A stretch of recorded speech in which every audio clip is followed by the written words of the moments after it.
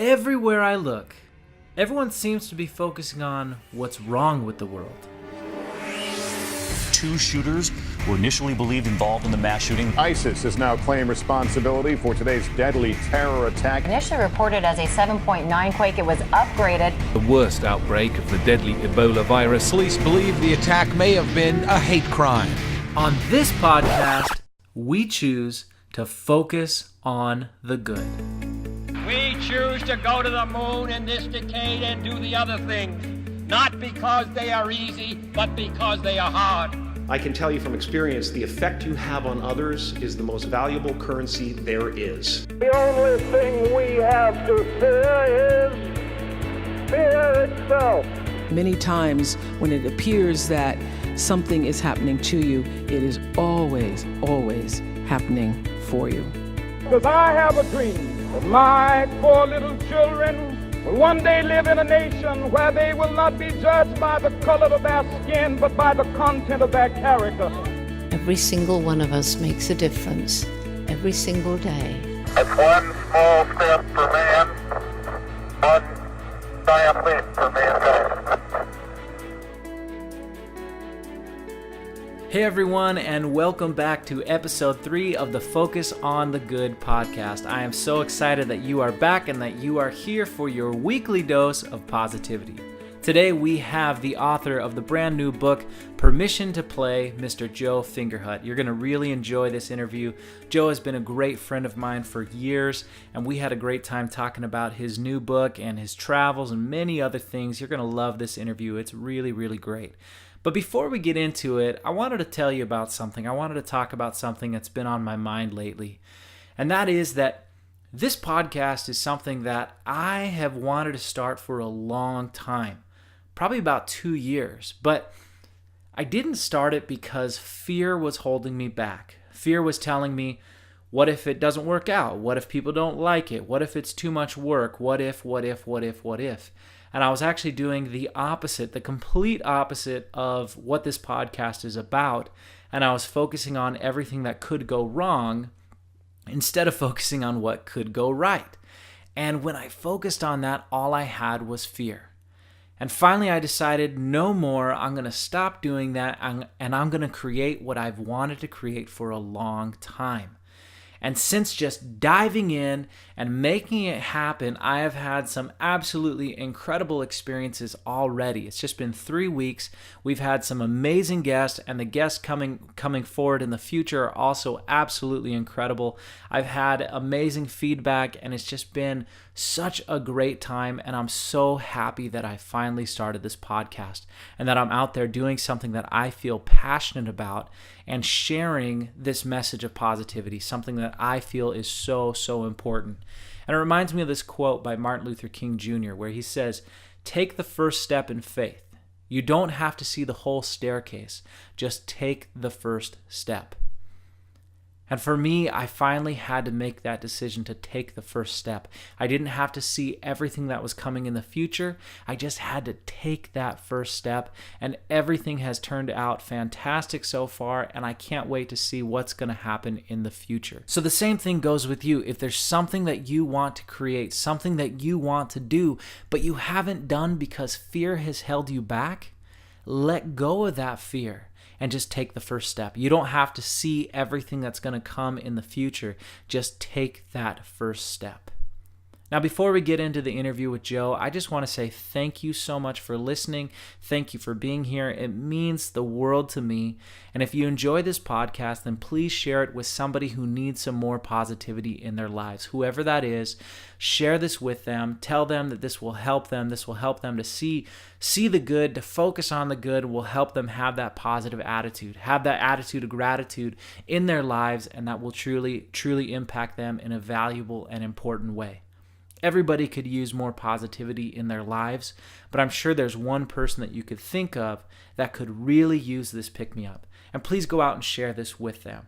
Also, if you enjoy the podcast, head over to iTunes. Head over to iTunes and rate, review, and subscribe to the podcast. All of those things help this podcast out tremendously and will help me to get this important message out to the world. So thank you so much. I truly, truly appreciate it. Now, our guest today has one of the craziest journeys and mix of talents you will ever find.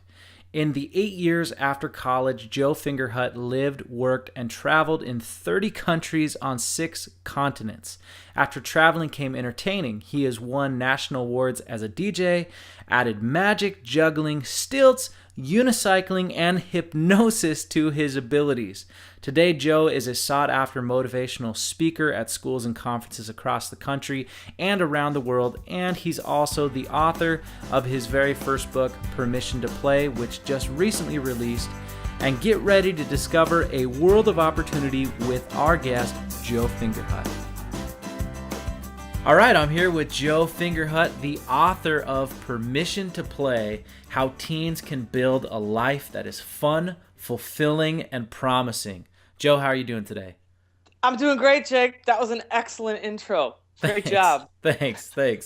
Tell me about Permission to Play. First, how are you feeling about it? I just got my copy. I am super stoked about it. Got my copy a couple days ago, so I've started reading it, and I can't wait to get more into it. It's fantastic. How are you feeling about getting this book out? Well, first of all, thank you so much, Jake. And for podcast listeners, because Jake is such a humble guy, he might not share this. I was on the phone with my good friend here, Jake Ballentine. We were on the phone. I checked the website on Amazon. The book went live, and I was like, Jake, it just went live. And Jake goes, hold on, click.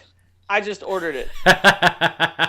So Jake is my first reading client, and as an author, I want to take a moment and thank you very much. Great job. Thank you. Dude, but I'm really not that humble. I'm going to brag about that. I was okay, the good. very so you're going to say that anyway. I was the very first buyer of this book, and I'm excited about that. I'm proud of it. I'm there to support you in anything you do. So awesome. You are welcome, and thank you for giving me the privilege. Excellent. I really appreciate you. Regarding how I'm feeling, I feel like a new dad. And I am a dad. I have 2 kids, as you know.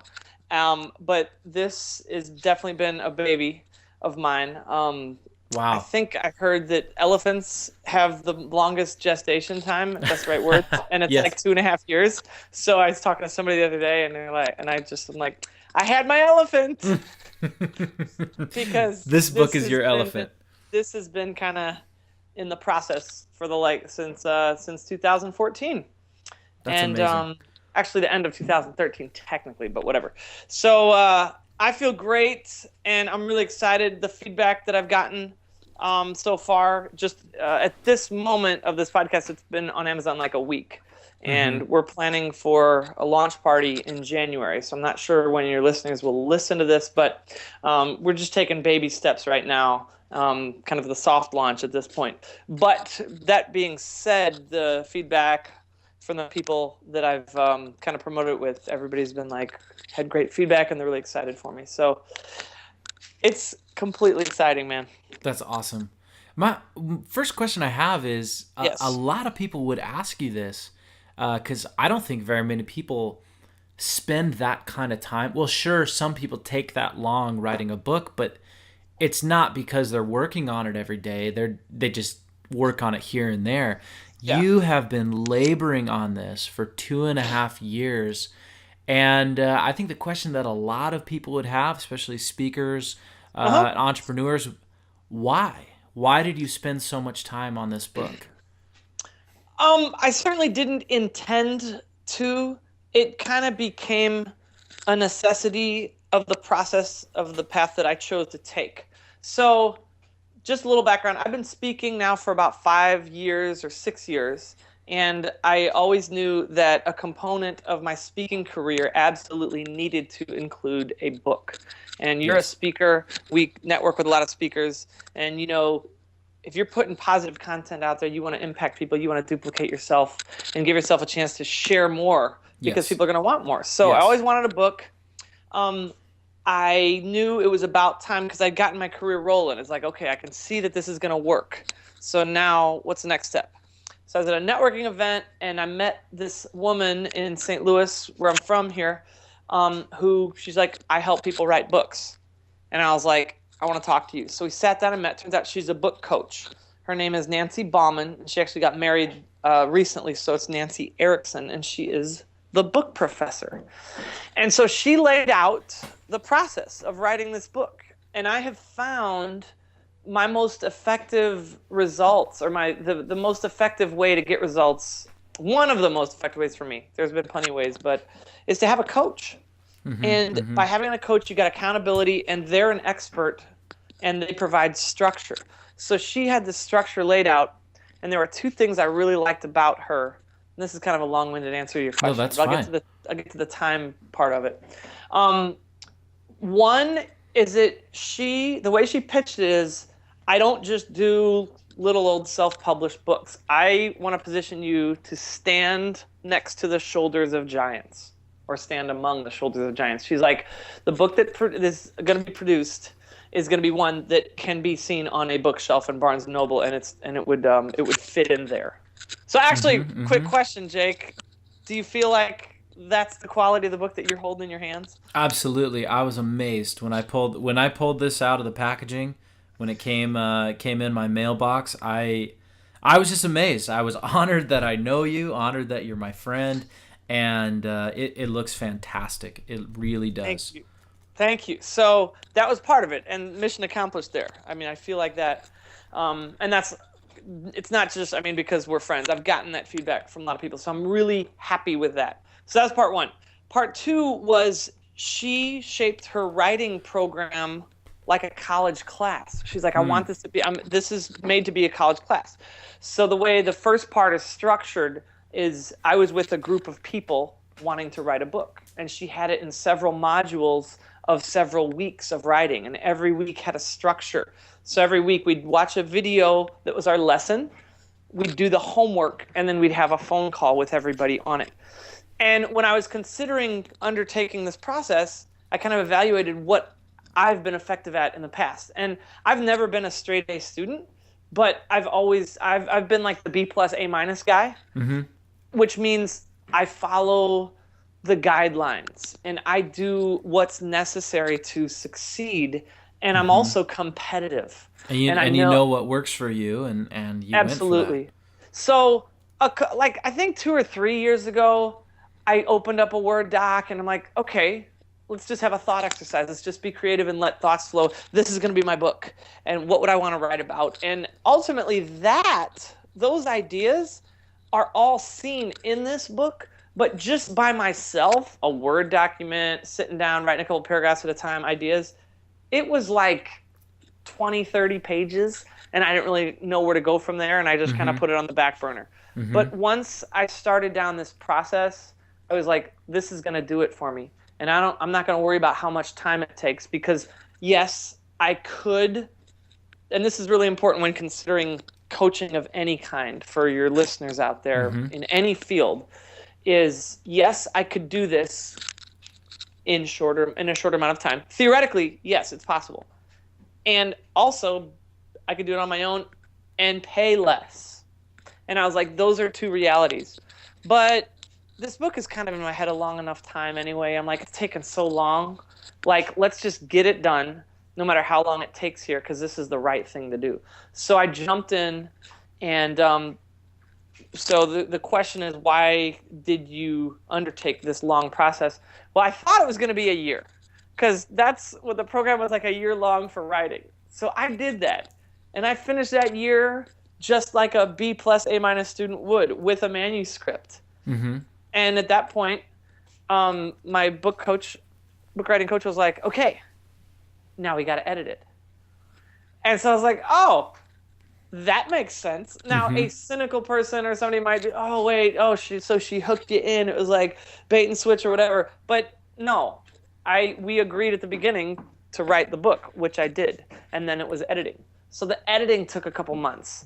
And it was a fascinating process. I mean, I had all this stuff.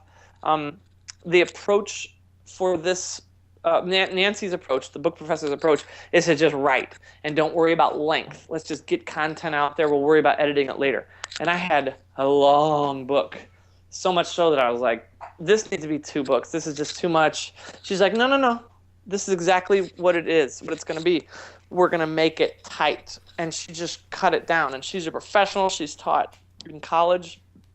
And she made it into help. We worked together and make it into what it is now. So we edited for months. And then the publishing process just takes a while. That's an exercise in patience. So, if everything had gone ultra efficiently, maybe it would have taken 2 or 3 months less. But really, it's done. It's finished. I'm super proud of it, and I don't feel like I skipped any steps or cut any corners. And I'm just I'm really proud of it. That's awesome. So that's why I took so long on it. I wanted it to be perfect. Dude, that's awesome, and I think that is really, from seeing you go through the process, I think that's really the biggest reason is you wanted it to be perfect. You wanted to not miss any steps, and you've done that, and I think that's really cool, really commendable, and this is going to be something that's going to last a long time and really give back to all those students that you get to talk to are going to get to go home with this book, and it can impact them further. Thank you. Real quick, so let me jump in and just go back to one thing. I said it's perfect, and I wanted it to be perfect. I think a lot of times striving for perfection prevents us from taking action because we're afraid things aren't going to be perfect. So yes. I can't sit here and say that this book is perfect. And I can't sit here and say that the process was perfect, because maybe there's a few things I'd like to change possibly going forward. And there's certainly things about the process that I would have liked to change. So I can't say that every single thing about it is perfect, but I can say that I've given it my best, and I wanted to give it my best effort. And so I'm proud and happy that I undertook it so long because I wanted it to be the best. If you want to write a book, it doesn't take a lot theoretically. Like I was saying before, you can do it yourself in a short amount of time for not a lot of money, and there's ways, especially with the internet, you can get it out. I just wanted this to be, I think legitimate is a good word. My best effort at a legitimate book. I wanted to get that done, and I feel like I've done that. Absolutely. And something you can be proud of, something you're proud of. That's really cool. Tell me about the title, Permission to Play. Where did this come from? What does that mean? So we were kicking around ideas for the title. I went into it thinking, I want to start with the title.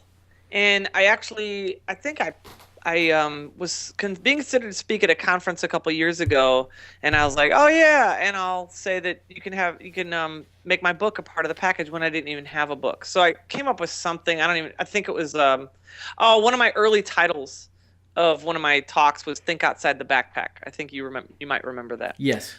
But the editor and the publisher, Nancy, she's like, no. The title is the last thing that we do. I'm like, oh, okay. So we waited till the end, and we're just thinking. And so, as you know, I have had wide variety of very interesting employment experiences. Yeah, absolutely. Lots of them. And a whole lot of that if you want to. I do. Let's get into that a little later, though. Yeah. And so I still, I'm a professional speaker. That's how I make, that's the only thing that I market. If you Google Joe Fingerhut, you will see my speaking. But I've created so much momentum with doing a lot of these other endeavors, which we'll get to, that I still do a lot of this stuff. And so I make a living playing. And there's a quote that I love that we talked about in this process of, I need to get this right because I'm going to start quoting it. I have started quoting it, or at least paraphrase it, but it's a martial art philosophy from a martial artist. And it's like, when you can make no distinction between work and play, you have achieved true mastery in life. That's awesome. And that's kind of been my pursuit and my perspective and focus since college. I just was like, I want to enjoy my life. I want to wake up in the morning and look forward to everything that I do. And so getting back to the title, this book is about what I've done and how I've gotten to where I am and what I do now. And so Nancy was like, Joe, you play. You play. That's what you do. Your life is play. And your purpose in this book is inspiring people to see opportunities in their life. And I always make it very clear, I don't expect people to do exactly the things that I have done. But we all have dreams and we all have things that set our hearts on fire. So I just want people to lock in on those and pursue those. And when we're young and, your kids, your job is to play. You go to school, you look forward to playing, and you wake up in the morning, I'm playing today, right? But as you grow up, the world doesn't tell you to play anymore. The world tells you to get to work. So I wanted to give people permission to play. Yeah, especially these teenagers that, this book is really, it seems like it's geared towards that, I'd say probably junior or senior in high school who's absolutely getting ready to move on to the next level. And I think also a junior, senior in college would greatly benefit from this too. Anyone who's a young person who's about to make a transition. And you're right, they don't have that permission. Everything in the future, it looks very boring, And that's exactly where I was, man. It was senior year of college. I was like, wow, the rest of my life is about to begin, and I don't see good options. And you always revert to the people in your life that you know. And so growing up, my example was my parents. And I have had a phenomenal life. I'm grateful for my upbringing. I've got 3 siblings. We have a great family. I love my family. I'm close to them. I live close to them. But the example I had, and I write about this in the book, is my dad. And my dad coached us in every sport. He was always there. He was, for all practical purposes, the best dad, but he did not enjoy what he did in the hours of 9 to 5. He worked he was a systems analyst for the Postal Data Center. Those are big words. So he worked on computers at the post office. That's it. And, I think revisionist history, we talk about this and, he'll say, it wasn't that bad. And he had lots of friends at work and stuff. But I mean, you're a kid, you have perception, and I know my dad wasn't happy. He would be stressed. He would talk about how he looked forward to getting home from work at night. He looked forward to the weekend because he didn't have to think about work. He hated overtime. He got stressed, and he lived to be with us. And so it's not a bad thing to live to want to be with your family. I love my dad for that. But I salute my dad for that. And I'm so grateful for that because not everybody has that in their life. I had that. I had a great dad. I just thought, I was just like, okay, so that's one way to do it. Yeah. Is to, work and do what you need to do and not necessarily enjoy it, but be working for the things you enjoy. I mean, that provided a good example. My dad worked to enjoy the things he loved, which was his family. And I just decided to take it another step further. I'm like, why can't I love what I do during the day or whatever I choose to do to make a living and also love the things that I love, which is my family and adventure. Yeah, and why not? And why is that not an option? It's not. It's not mutually exclusive. Yes. So that's where the title came from, and Nancy did come up with it. It was her. We were brainstorming, and I was like yapping, and she's like, "Okay, just shut up, just be quiet for a second." And it's like the clouds cleared, and she goes, "Permission to play." That's the title of your book, and I loved it. I was like, "That's it." It's perfect, and it fits you of who you are and everything about what you do. And I love, now let's get into that, how you were, there's a couple things I want to get into next. One is travel and your adventures that you've had with travel and all of that. The other thing is what we just talked about the vast array of employment that you've had. I mean, let me see if I have this right. You have been before being a professional speaker, you have been a juggler, a magician, a unicycle rider, a guy who walks on stilts, a DJ, and not just like some DJ, like entertainer of the year for the whole city of St. Louis. Am I missing anything? Maybe one or two things, but that's it. That covers the base. Teaching English yeah. in foreign, just Japan, or did you do other countries too? Just Japan. Okay, not like that's nothing, but like you right. Just moved to Japan and totally changed your life. Yeah, focused on Japan. Okay, and then But the cool thing that I find about all of that different employment that you've done is that you use those skills in your speeches. When you talk to a group, when you're talking to a group of teens, you're not just talking, you do magic tricks, you're juggling, you're riding a unicycle, and you're keeping it entertaining. And I think one of the things that people miss out on is, or a misconception that people have is like a teenager will look forward and say, well, if I get this job, it's not really contributing to my ultimate dream or to my career. But you've been a great example of, like, really every skill you can cultivate can be used in your greater purpose. Yes, that's a great point. And coincidentally, that's one of the chapters in my book, Permission to Play. Oh, is it really? I did not know that. Tell me about that. So the book is structured in three parts. The first part is like my story that covers everything from what you just talked about, different careers and stuff. But then the second part is more the self-improvement content of the title chapters are common excuses that people have. And then the third part is an action guide that an individual or a leadership group or some kind of class can actually work through those excuses. So relating to your point, one of the titles of one of the excuse chapters in part 2 is I don't have the experience. And I mean, it's almost word for word your point just now.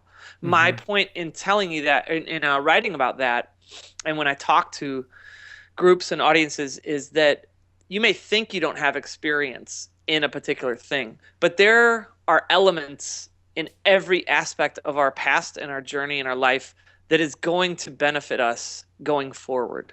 Yes. So whatever field you're looking into, whatever skill, on the surface it might be like, well, I don't know how to do that. I don't know. But then as you go through, you're going to find that some of the stuff that you've done totally relates and put you in a great position to succeed and excel. And at the very least, provide you with a unique set of skills or talent that might set you apart in that new field. Absolutely. I mean, it's like if you have all the same qualifications as everyone else in a stack of resumes, but then you have all sorts of things that set you apart, whatever they are, that's going to make a difference. Yep. So yeah. I think that's really cool. In your section, your first section where you tell your story, do you talk a lot about your travels? Yes. Okay. So let's get back to the various employment, just kind of the couple of sentences. Please do. You talked about.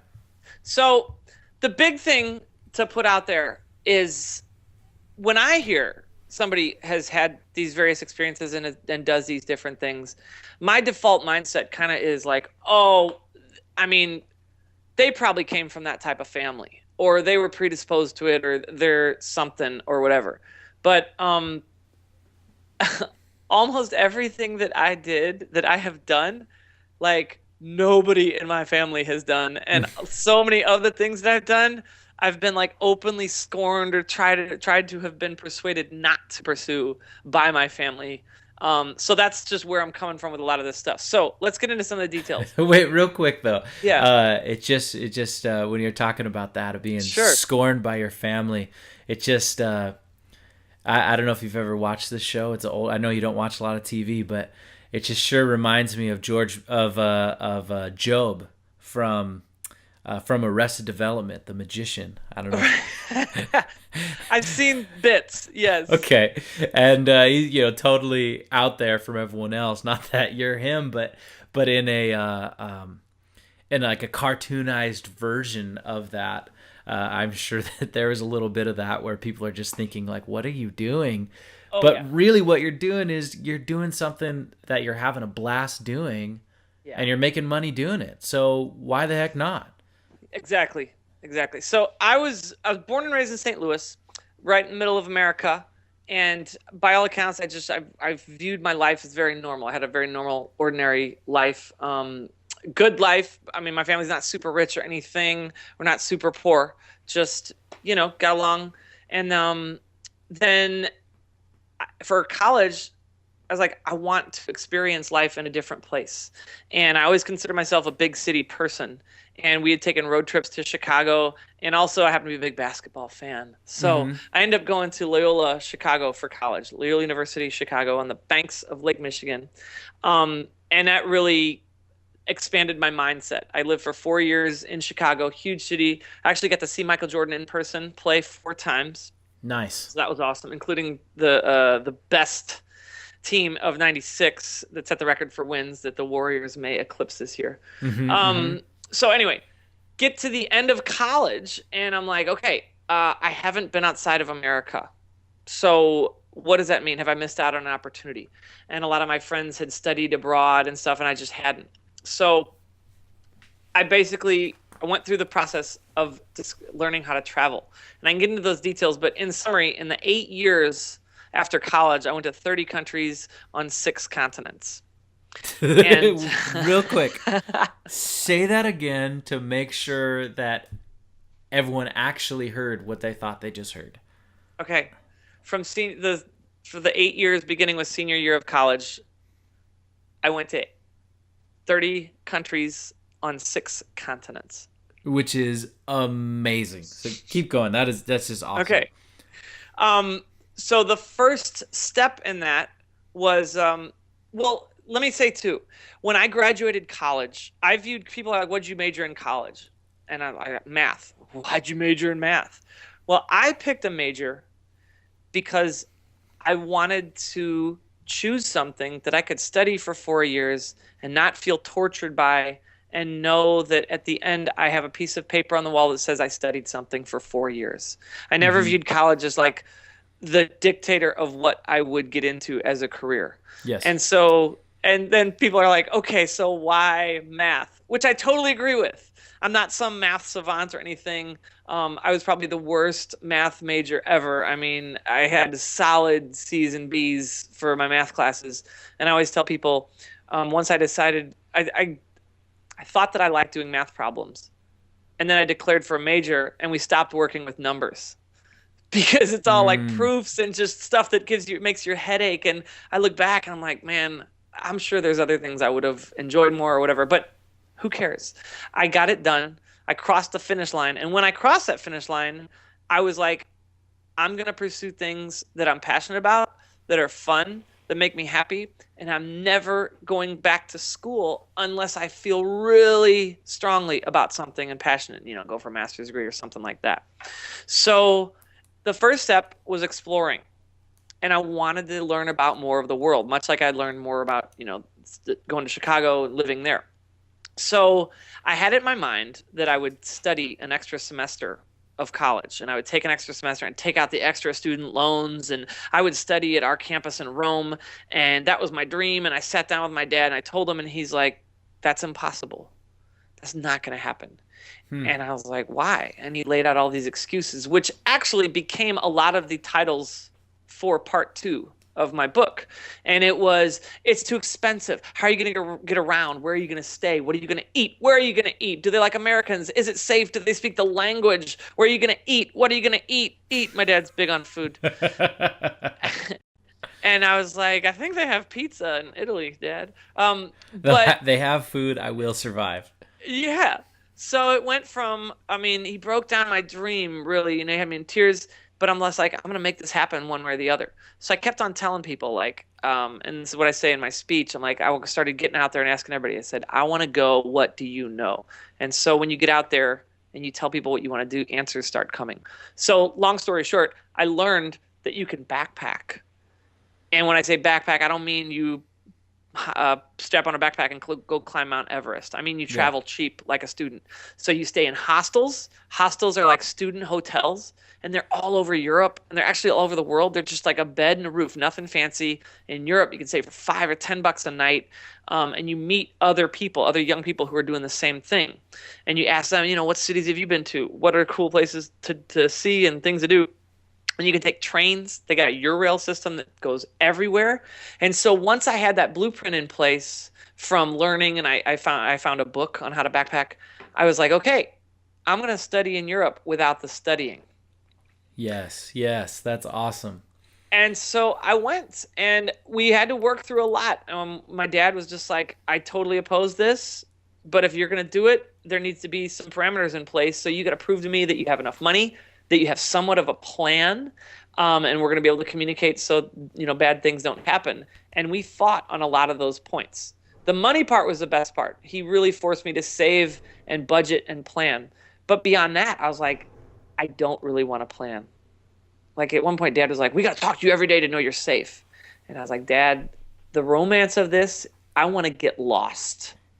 Like, I'll let you know where I am, but I'm not talking to you every day. That's just not going to happen. So and you don't want to know, you're not going to plan out every day either, because that's not an adventure. Yeah. So the first trip I got a plane ticket and a backpack, and I flew to Paris. And I had never studied French. I didn't know anybody. I was traveling alone, and I didn't have a hotel reservation. The only plan that I had was that I had to be back in Paris in 10 weeks to fly home. So you just had 10 weeks. You had a plane ticket to Paris, and then 10 weeks later a plane ticket home. Yes. That's amazing. That's awesome. And how old were you at this time? Like 22. I was 22. I may have been 21 or about to turn 22. That's awesome. Now, for people listening, I want to call out the disclaimer that your inner voice is telling you. You might think, oh, well, I'm not old enough. Well, if you're 16 or 17, yeah, you might not be old enough. But if you're 18, 19, 20, you are old enough. And on the flip side, if you're 30 or 35 and you're like, oh, well, he did it when he's young, I can't do it, I'm too old. No, you're not.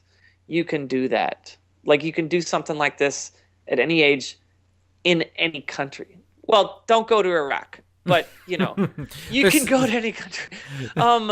So 10 weeks, I went to 12 countries.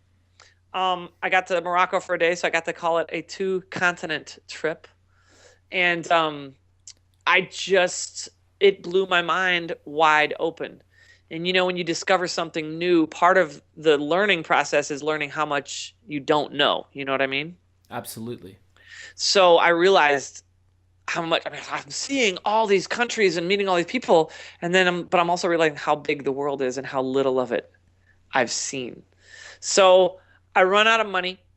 I come back home and I'm like, okay, now I'm an adult. I got to get a job. So I got a job in sales and I hated it. I was just like slogging through. My heart was in a backpack in Europe. I was like, how do I do this? And my friend snapped me out of it one day. She's like, oh, you should go teach English in Asia.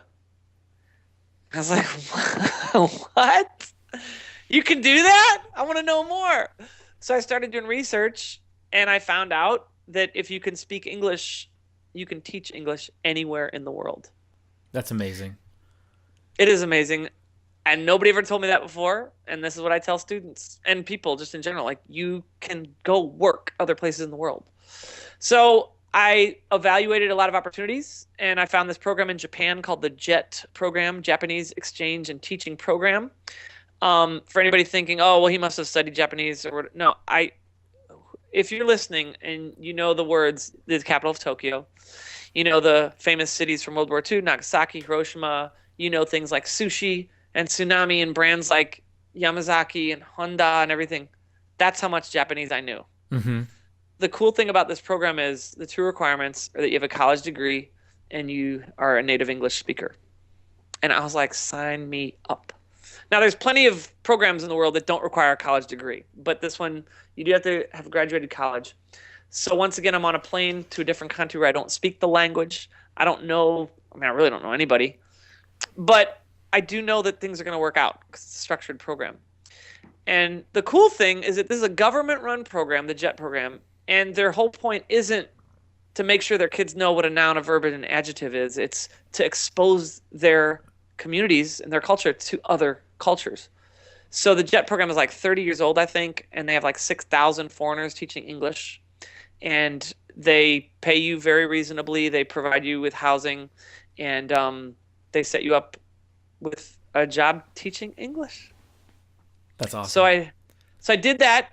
It's a year-long program, renewable. At that time, it was renewable up to 3 years, and now I think it's 5 or more.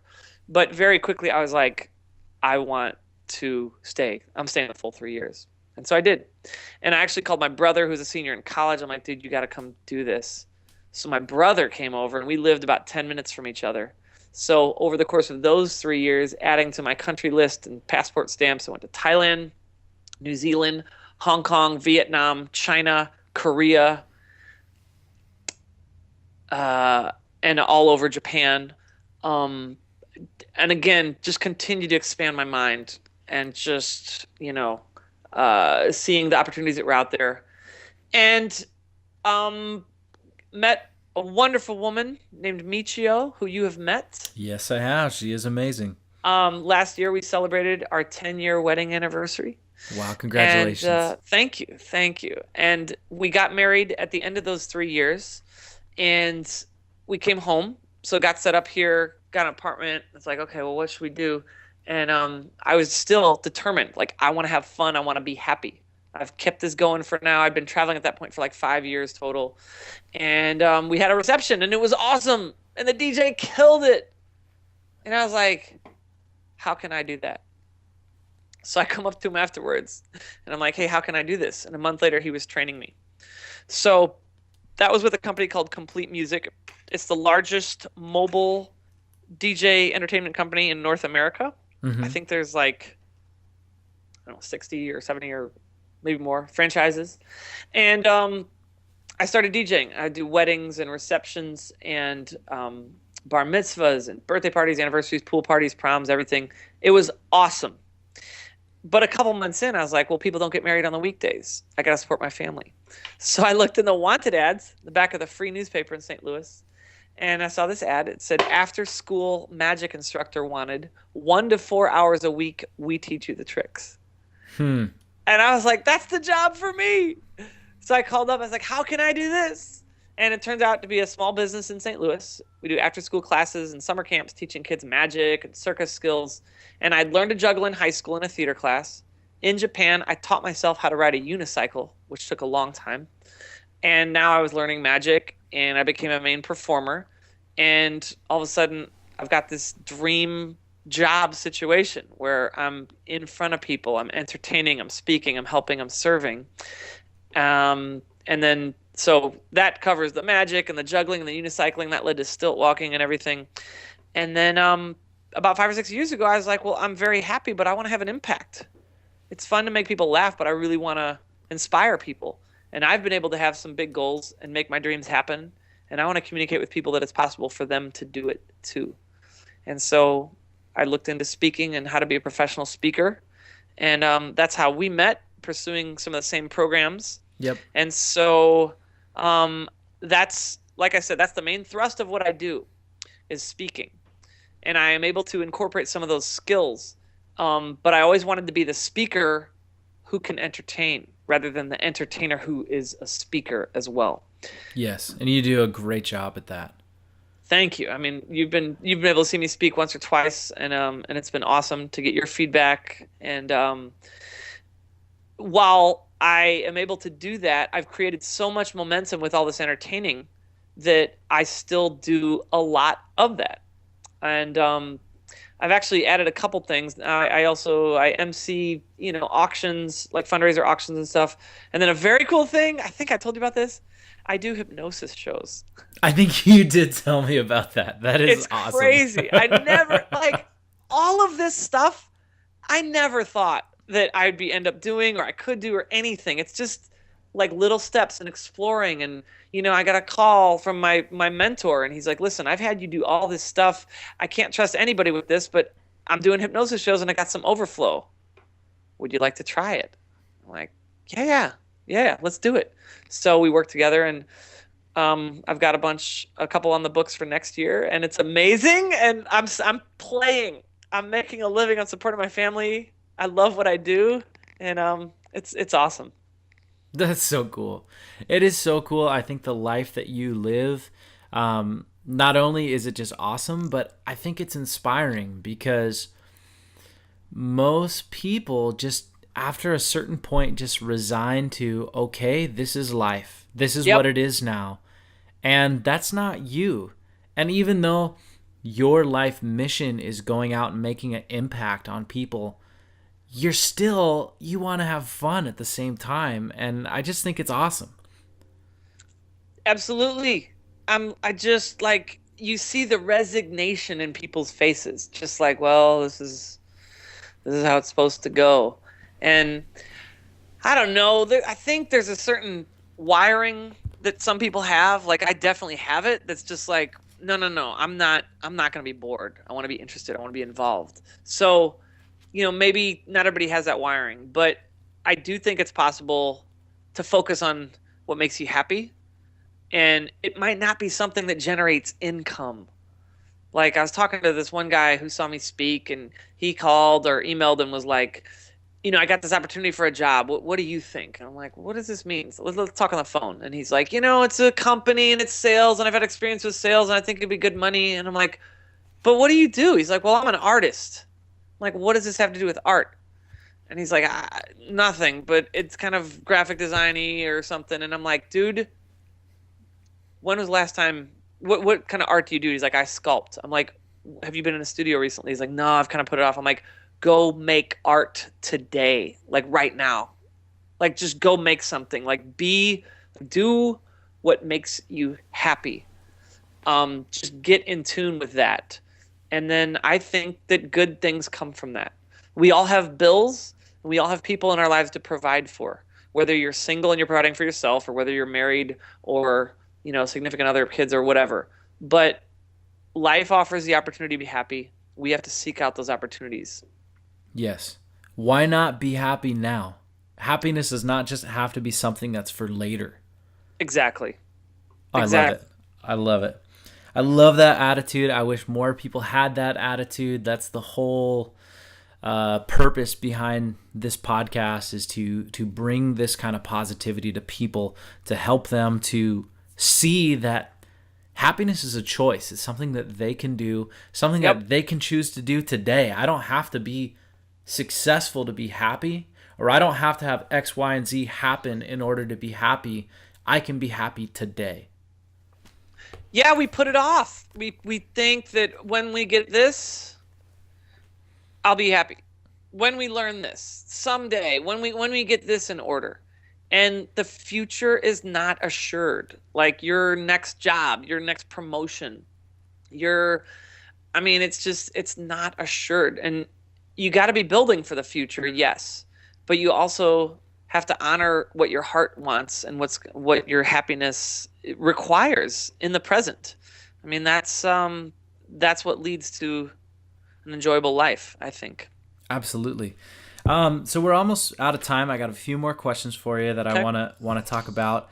One thing I want to talk about is, in the book, you talk about your dad, not like the story you just told about your dad not being on board with what you wanted to do. Yes. But while you're writing that section, you give some really valuable information from your perspective now as a parent about understanding their perspective. Yes. And how they're not just the bad guy. They're doing this because they care about you. And I think that's something that as a teenager, I'm far from being a teenager, but teenagers can't really see that. It's so hard for them to see that. And I love that you included that here and didn't just, throw your parents under the bus and say, no, they did this because they cared. And can you talk about that a little bit? Absolutely. Sure. So one of the chapters is titled, My Parents Want Me to Do Something Different. That's in the excuses section, right? That's in the excuses section, which is a common excuse a lot of people have. And I think it's not just limited to teenagers. I think a lot of adults are like, well, adults too. Yeah. It's still about that. It doesn't matter. Like how old are you? 45. Yep. Exactly. Yeah. So my intent, the way this story evolved as I was writing it, is it's kind of a give and take, and it's the story of the relationship with my parents and how they kind of, I think, had one path in mind, or a path, or just, how can I put it, a different path. And they were never like, you've got to go to medical school and be a doctor. Like my dad wasn't the drill sergeant that was like, get me up at 5 a.m. okay, because you're going to do this. But they certainly were of the mindset of there's a certain way life goes. And what the path that you're on is not it. So it was a struggle, but it wasn't an impossible struggle. And we both had to work on our communication, because I love my parents, and I didn't want a wedge to develop between us. So, quick example, you base you base your life perceptions on your own experiences and what you know. And so I told them I wanted to go to Chicago. And up until that point, for college, and up until that point of the decision, my parents, oh, well, we're very supportive. You can go wherever you want, within financial reason, if we can afford it, all that stuff. They never came out and said they wanted me to be in school close to home. But they were, so then I'm like, oh, I want to go to Chicago. And the first thing my mom says, well, you're going to have to put up with that cold wind coming off that lake. And I was like, what? Okay, that's kind of a wow. Really? That's the first response. Immediately, a negative response right away. And as a teenager, I was like, okay, I'm going to Chicago. So then, same thing. A couple years later, I stumbled across this sales job while I was in college, and I wanted to do it because it just seemed like a different opportunity. And I was like, I want to do that. My dad sat me down. He's like, why do you want to do this? Why don't you go get a regular job where you have a wage and it's hourly, you know how much you're going to make? And I was like, again, as a teenager, I'm like, oh, I'm going to do this sales job and kind of prove you wrong or just see. And that was kind of a pattern. I told them I want to go to Europe. They're like, absolutely not. But that was when the ice kind of broke because my dad that opened up a lot of communication. And I had to examine why there was so much opposition to travel like that. Well, I started to see and get to know my parents' experiences. They'd never been out of the country before. My mom, she might have been on one plane in her life. I knew my dad had taken one time a work trip to Boston. We were road trip people. We would, huddle everybody up in the van, pack everybody up, and take these massive summer road trips to Colorado and Chicago and D.C. and stuff like that. They were not plane people. And they certainly weren't foreign country people. Yeah. So there was that lack of experience there. But we worked through it, and they saw that I was determined. So all that worked out really well. And so that by the time, Japan came around, I'm like, I'm moving to Asia. They were just kind of like, we give up. Fine. Like, okay. This is our wayward son. There's nothing we can do about it. And, first choice, yes, it would have been, no, we want you to get a nice, safe cubicle 9-to-5 job and live close to home. But ultimately, they were seeing that I was succeeding with everything I was doing, and I was happy. So they were like, well, okay, and kind of crossing their fingers that I would end up close to home, which I did. I live 10 minutes from my parents now, and I love it. I'm so grateful. I've had all these experiences, and they just know that my life is going to entail a lot of adventure. That's not going to involve me always being at home. And it's led to a really strong relationship with them because we've been through the battles, and that's normal for teens and parents. Like this, I don't think that stage of life is designed to be easy, but it's a lesson in communication. It's a lesson in learning about dealing with other people. I mean, you really learn how to have roommates while you're a teenager. You might not have an actual roommate till you're in college, but then you realize you've been living with your siblings or your parents for a while. Yeah. And it's like, okay, I do have lessons. And I'll share with you a quote that's at the end of one of these chapters. It's probably at the end of that chapter with the parents, but it's from Mark Twain. He's like, when I was 14, my dad was stupid. But by the time I turned 21, turned out he had learned a lot. I love that quote. That's awesome. So I just tack onto that, then this book is not just for teens. Like when I speak, I always get adults and parents that come up afterwards, and they give me great feedback. They're just like, listen, A, your message really hit me at the right time and it hit me in a good way, but B, parents will be like, I really respect the way that you portrayed your relationship and you brought up and displayed your relationship with your parents. You're not throwing your parents under the bus. Oh, they were wrong. I'm not going to listen to you. And we had to work through it. And I have some great parents. I love them. And not everybody has that relationship, but I think everybody can strive for that communication and see what the other person's experiences are. Like if you're a teenager, ask your parents what they've done, what life looked like when they were your age, when they were in college. What do they do for fun? What do they do that was against their parents' wishes, And then parents, just remember how you were as a teenager. You're in your own world, and you don't want to listen necessarily. So you got to kind of tread lightly and find that common ground to communicate. Wow. Yeah, that's awesome. That's awesome. I love that. I love that perspective. So there's a lot of people who don't. There's a lot of people who don't have that perspective. And when they talk about these kind of things, they do want to throw their parents under the bus. And by the way, that's a horribly violent and graphic analogy that I don't know why we use that all the time. It's really terrible when you think about it. But it's the job done. It does. It does. Well, I guess we're saying something bad that we're, if you're doing that. But I appreciated that when reading that because, you gave a Matt Damon quote there about caring about your children so much that you'd give their life, your own life for them. Yes. And that's sorry, go. Yeah. In fact, that was one thing I wanted to add real quick is as a parent now, I have a 7-year-old boy and a 4-year-old girl as we record this podcast.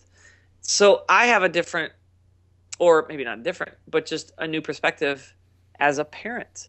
And just what you just referenced, the Matt Damon quote, I actually referenced that in the book. I saw this quote from Matt Damon, and I don't live by celebrity philosophies by any means, but I saw this interview with Matt Damon one time, and he was like, when he had his kid, he was like, I never thought that I could love a human being so much that I would give my life for that human being.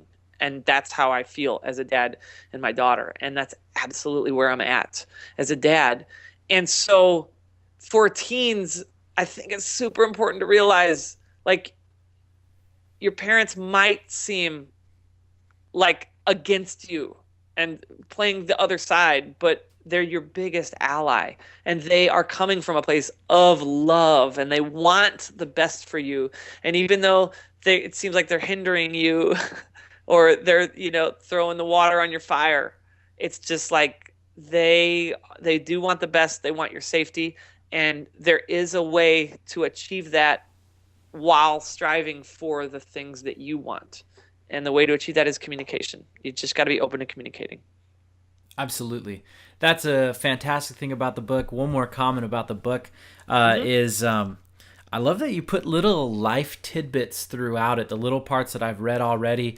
Like there was just one point where you were telling a story about someone gave you said something and someone did a Lord of the Rings quote, and this was early on in, when the first movie came out. And you said you hadn't seen it, and they acted like you were like crazy, like, what, you haven't seen this? Like, that's crazy. And then just like, this had nothing to do with the chapter content, but then you just said, by the way, like, this is just like a life tip. If someone says that they haven't done something or seen something or been somewhere, don't treat them like they're aliens or like they've never done anything. Like, it's just like little life principles where it's like, people are going to like you a lot more if you just do little things like that. And I love how that is sprinkled throughout the book. I think that's really cool. Great. Yeah. I didn't even, I forgot about that little thing in it. For anybody out there like Lord of the Rings, it's one does not walk into Mordor. If I did that right, from Gandalf. Yes. And I love now getting to know you. I know that you appreciate that and you're very into that. So I'm glad you picked that up. Thanks. Well, I'm definitely a movie quoter. And I think I have done that before. I've probably even done it to you. And you mentioned that it was a pet peeve of yours. And I was like, ooh, I know I've done that to Joe before. I don't hold it against you. It's not on the scorecard, Jake. Okay. Growing up too, like, we were the family that didn't have cable. We just had the analog channels, just 2, 4, 5, whatever. We didn't watch a lot of movies. And like, all my friends, hey, and maybe I'm dating myself here, but hey, have you seen Revenge of the Nerds? No. What? How can you, man, what are you talking about? The same thing later on, Lord of the Rings. I don't know, I'm not proud of this, but I'm not ashamed of it. I didn't see the full Star Wars trilogy, like the first one, or now 4, 5, and 6. Like, I knew about it and I'd watched clips, but until the new editions came out, I hadn't watched it all the way through. And so when I was in college, some guys had a marathon night, and I was popping in and out because I was doing something else, but I watched it all and it all made sense. I was like, this is really good. I understand why people are like, well, how could you not see Star Wars before? Yeah, So- but you don't need to be a jerk when someone hasn't Right. done something. Like you should say, "Well, have you been to Malaysia?" Like Exactly. And that's taught me a lot because people come from different situations. People come from different scenarios. And for whatever reason, it's not in their background. It's not in their situation. It's just not in their makeup, or it's not in their interest. It's their life. So like, oh, you haven't, oh, that's cool. Yeah, that's fine. You know, if you are interested in a good country to go see, go to Malaysia. You know, if you're interested in a good movie, go see Lord of the Rings or whatever, you know. Yeah, That's yeah, kinda- yeah. Yeah, absolutely. How can you breathe oxygen and not have seen this? Stop come on, everything dude. you're doing and go see it right now. All right. Well, last two questions. Number one is, now this podcast is for any person that, one, chooses to focus on the good and the positive in their life, and also for people who want to make a difference in the world. And my question for you is, what can somebody do at any age, whether it's a teenager or an adult, what do you think the best thing they can do to make a difference in the world? Well, when you're on a plane, what is the thing that they say in case of an emergency? They say care well, of go ahead. yourself first. Take care of yourself first. So if you want to make a difference with other people, you've got to be able to take care of yourself first. And so what I mean by that is, Brilliant. here's what somebody can do. Turn everything off for a short time. Turn off your phone. Get away from your computer. Just go somewhere where there is no Wi-Fi, there is no access, and just be silent for a little while. And I'm not saying like totally, you know, new age meditation and everything, but it just helps. Take a walk in the park, sit on a bench somewhere, go to a room in your house late at night when everybody's asleep or whatever. Just take a few minutes and breathe. And then at some point, just be creative, let your mind flow, and just ask, like, what do I want? What is something that I want to do? What is a place that I want to go? And no matter how impossible it may seem, like you might not see the path, you might not know how to get there, you might not know anybody who's done it, and someone in your family, just all the excuses, just toss them out and maybe write that thing down and start with that. And the way you write it down, just take a simple sentence, like get a note card and just write. It's not, I'm going to be, or I'm going to try to do this, or something. Just write, I am, and fill in the blank. And just keep that card fresh. Stick it in your wallet, put it on your dresser, stick it to your mirror. Just review that and say that every day.